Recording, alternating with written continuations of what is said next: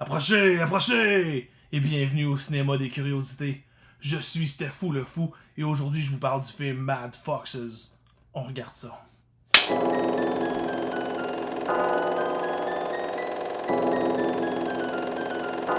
Where am I? Mad Foxes, ou Los Violadores dans son titre original, est un film d'exploitation complètement dément, sorti en 1981 et réalisé par Paul Gray. Non, c'est pas l'ancien bassiste de Slipknot. En fait, son véritable nom était Paul Grow, mais il a été vraiment crédité Paul Gray dans le générique du début. Le film commence avec le playboy d'âge-mûr Hal qui roule dans sa Corvette badass. Il arrête à une lumière rouge et en profite pour embrasser la jeune fille de 18 ans qu'il souhaite, disons, déflorer. Un gang de nazis motards cogne à sa fenêtre et commence à les insulter. Puis le chef de la bande crache dans le visage de Hal. Ce dernier, en tabarnak, ne se laissera pas traiter comme ça. Il poursuit les bikers, fait une manœuvre dangereuse et l'un des bikers percute un char stationné et explose. Hal continue sa soirée comme prévu.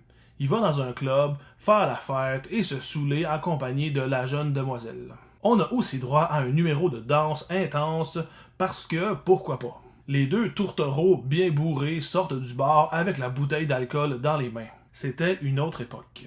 Ils croisent les bikers qui veulent se venger du meurtre de leur camarade. Ils tabassent Hal et vous pouvez deviner ce qui arrive à la jeune femme. Le lendemain, Hal sort de l'hôpital et une fois rendu chez lui, il décide de se venger aussi. Il appelle son ami qui est instructeur de karaté et lui demande de l'aider. Les bikers décident alors de brûler le cadavre de leur ami dans un amphithéâtre. C'est alors que Hal, accompagné des plus badass karatékas du monde, arrive prêt à bastonner. Vous voyez d'ailleurs que les chorégraphies de combat sont assez époustouflantes. Je vous dirai pas ce qui se passe, mais résumons ça à les bikers se font péter à gueule. Mais ceux-ci sont aussi en tabarnak, fait qu'ils retrouvent les karatékas et leur grenade la gueule. Ils finissent le travail à la mitraillette. La violence entre Hal et le gang de motards nazis escalade rapidement, et les vengeances et ripostes ne font que commencer. La meilleure façon que j'ai de décrire Mad Foxes, c'est en fait de dire que ce film-là est batshit insane, ou fou comme de la merde de chauve-souris si tu parles pas anglais. Il y a pas mal juste deux sortes de spectateurs pour ce type de film-là, en tout cas si on se fie aux nombreux commentaires qui existent sur Internet, soit que tu es de ceux qui apprécient la valeur excessive du film, ou tu es de ceux qui le trouvent totalement inepte. Les gens de la deuxième catégorie vont dire que le film est mal réalisé, mal écrit, mal acté, et que le doublage est à chier, parce que oui, il s'agit d'un film espagnol qui a été doublé en anglais, et on s'entend que, bon, les anglais / américains, c'est pas les meilleurs pour faire du doublage de film. Ils vont dire que le film est beaucoup trop violent, voire malsain.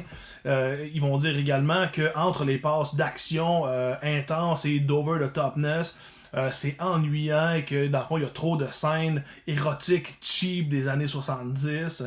Ils peuvent également dire que le scénario a été écrit par quelqu'un qui n'a aucune notion du storytelling whatsoever.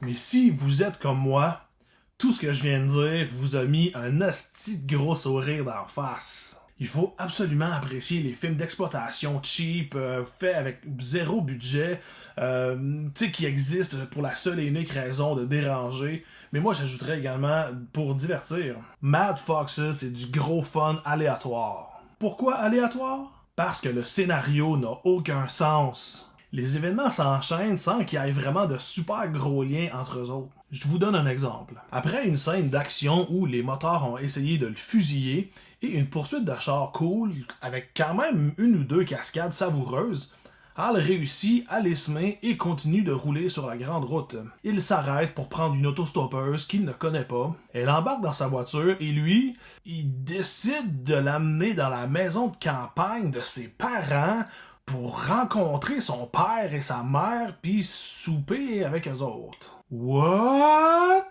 Puis pendant le souper, avec son père présent, Hal enlève ses souliers en dessous de la table et se frotte les bas sur les jambes de la fille. Sexy. Puis il a vraiment l'attitude d'un gars qui a rien vécu de traumatisant. Tu sais, je veux dire, si on récapitule, il s'est fait attaqué, tabassé, une jeune fille s'est fait agresser, ses amis sont morts, il s'est fait fusiller, il y a eu une poursuite de char avec des accidents, puis lui, il fait comme agir comme si c'était le soir du réveillon de Noël. Il en a rien à crisser. Il amène la fille se promener sur le domaine pour montrer qu'il sait chasser.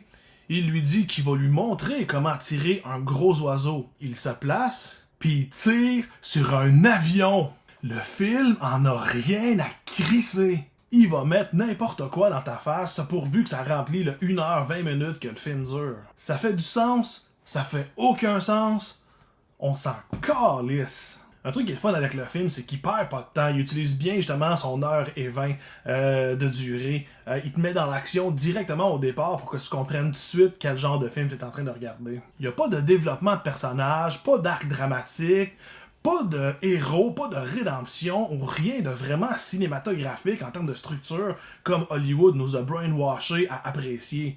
Mais on peut dire qu'il y a quand même une espèce de twist le fun à la fin qui nous prend par surprise. Puis ça, je pense que c'est le truc que j'apprécie le plus du film, c'est que tu ne peux rien prévoir. Le film te surprend pas mal toujours parce qu'il est tellement aléatoire que tout ce que tu as à faire, c'est t'asseoir puis d'apprécier le tour de manège. Bon, j'en mets peut-être un peu, genre juste pour le fun de la chose, parce que, tu sais, le film, ça reste une suite de vengeance. Lui, il se venge, fait que lui, dans le fond, il se venge, puis lui, il se venge. Fait que ça reste ça pas mal tout le long du film. Mais dans cette structure-là, je veux dire, il y a plein de trucs qui peuvent arriver. Mais en même temps, c'est pas de l'action tout le temps sans arrêt non-stop. Tu sais, il reste qu'il y a des moments entre des scènes d'action, il y a des scènes de dialogue, des scènes plus lentes, si on peut dire. Mais c'est surtout des scènes où le réalisateur va profiter de ces moments pour inclure le plus de nudité, scènes érotiques, cheap, soft porn style, années 70. Qui sont particulières. Puis même si tu penses que ces scènes-là risquent de t'emmerder, je te dirais, laisse-toi pas décourager par ça, parce que la manière que ces scènes-là sont filmées, c'est assez étrange. Puis il y a tout le temps un élément qui est comme vraiment bizarre, puis qui va rendre la chose beaucoup plus drôle que malaisante. Ce film-là, pour moi, c'est le film d'exploitation parfait. Puis c'est le genre de film que tous les neo-exploitation essayent de ressembler. Des films, mettons, comme Father's Day, Hobo with a Shotgun ou Velocipastor ont tous des éléments qui veulent être un peu comme Mad Foxes. Peut-être pas consciemment, parce que Mad Foxes est quand même pas très connu. Puis c'est quelque chose qui me surprend, puis quasiment qui me fait chier, parce que ce film-là soit pas apprécié pour le cheeseball, gory, trash qui est. Selon moi, je comprends pas. Je comprends pas pourquoi ce film-là est pas plus connu. Mais si t'es un malade de la caboche et que tu aimes regarder des films qui sont vils, over the top et cheap, je te dirais, regarde Mad Foxes direct à soir. Mais je te mets en garde, la plateforme Tubi est une plateforme que moi j'apprécie vraiment beaucoup, parce que même si j'essaye d'acheter le plus de films possible, il y en a que des fois je suis pas sûr que je vais aimer mieux regarder sur Tubi en premier, puis l'acheter après si vraiment je l'ai apprécié. Mais Tubi avait, je sais pas s'ils l'ont encore, mais il y avait Mad Foxes pendant un très bon bout, mais c'est une version censurée qu'ils ont. Puis c'est très rare que Tubi offre des versions censurées, mais c'est bel et bien une version censurée qui était présente sur Tubi, du moins Tubi Canada. Donc, je déconseille quand même fortement de regarder Mad Foxes sur Tubi. Ce film-là, tu dois le voir dans sa version explicite pure.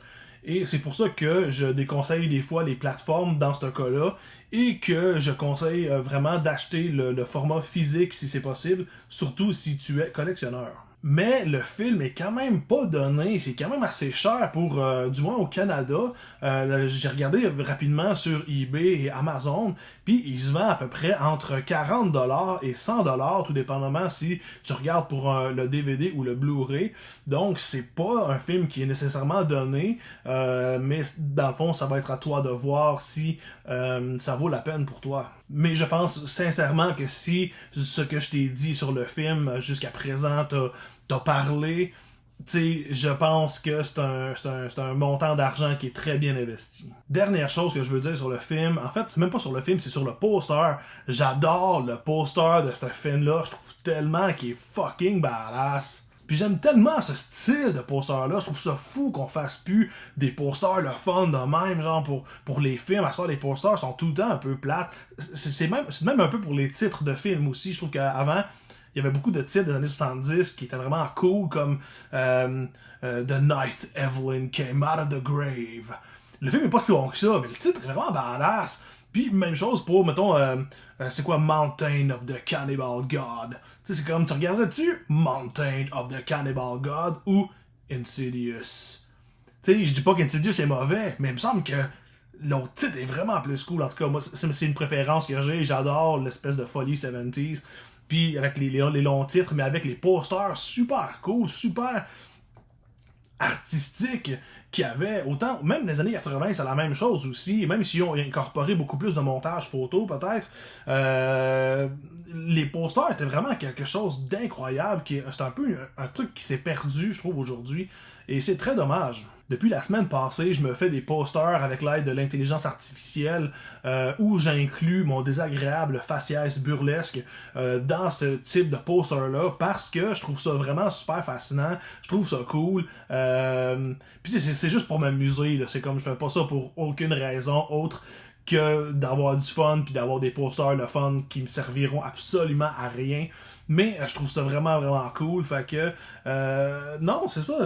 Personnellement, si j'avais eu du talent en dessin ou si j'avais poussé un peu plus pour essayer de dessiner, c'est clair que tout ce que je ferais, c'est des posters de films cool comme ça. C'est vraiment juste savoureux. Bref, Mad Foxes, c'est pas un film, c'est une explosion. C'est un enfant bâtard du cinéma de vengeance, du porn et de motards. Un film qui existe sans frein, sans morale et sans raison. C'est décadent, vulgaire et super maladroit, mais en même temps, il y a quelque chose de sincère dans son approche. C'est assez dur de mettre le doigt dessus, mais je pense que c'est peut-être dû à l'absence totale de filtre. Le film est fait sans recul, sans cynisme et sans ironie. On sent que le but des créateurs, en fait, c'est vraiment de s'amuser, de juste faire un film d'action cool, puis de choquer également parce que c'était un peu la mode à l'époque. En fait, on essayait de pousser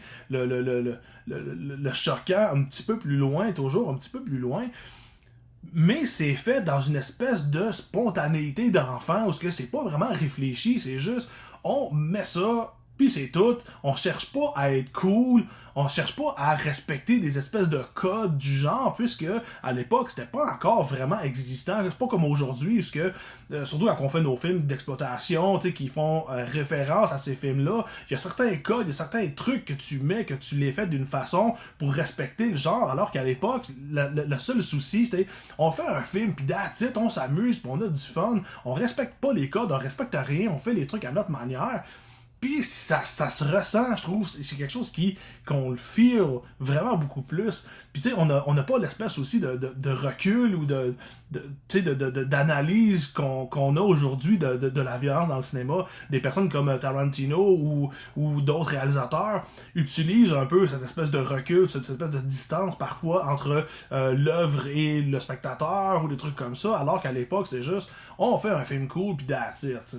On sent vraiment qu'il y a une espèce de naïveté, puis ça rend ça vraiment le fun, puis juste étrangement rafraîchissant, parce qu'il y a tellement de codes aujourd'hui que regarder un film qui a été fait dans cette optique-là, tu sais, c'est juste rafraîchissant.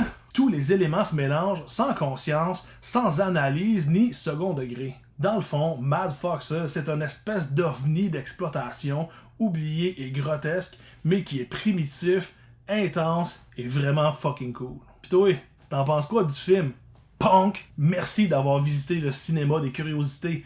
Si vous avez apprécié votre visite, un like, un commentaire, un abonnement, un partage, c'est toujours apprécié.